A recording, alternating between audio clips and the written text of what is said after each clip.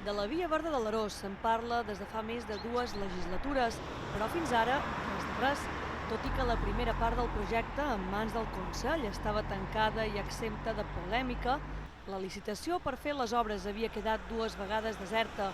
Després de duplicar el pressupost, adaptant-lo als preus del mercat actuals, els 500 metres del primer tram es faran realitat enguany.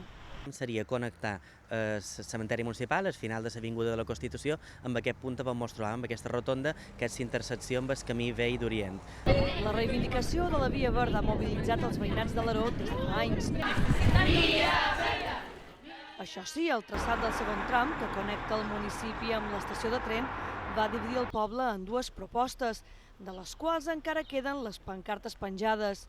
Sembla que ara les 3 administracions es plantegen un punt intermedi. La idea és fer un híbrid entre les 2 propostes que hi havia damunt la taula fins ara en aquest moment, seria fer-la aferrada a la carretera, però a la vegada també fer-lo de terra i més rural, no tan urbà com és aquest primer tram, on ens trobem un tram que ja estem a punt d'entrar en el nucli. Per tant, pensam que és una solució que podria contentar les 2 parts i que podria sortir pel camí del mig d'aquesta polèmica que s'havia suscitat aquests passats anys. Aquest és el bus que connecta el poble amb l'estació. L'única opció segura per agafar el tren si no disposa de vehicle.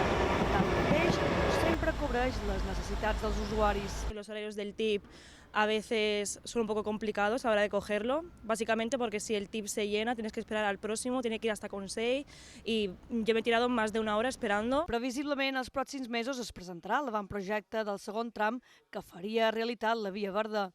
Si és una cosa bona per la ciutadania, pues que se faci i que hi hagi pues, aquest corredor per poder anar a passejar, per poder anar a la bicicleta i tenir una mobilitat pues, fora del cotxe i fora de la carretera.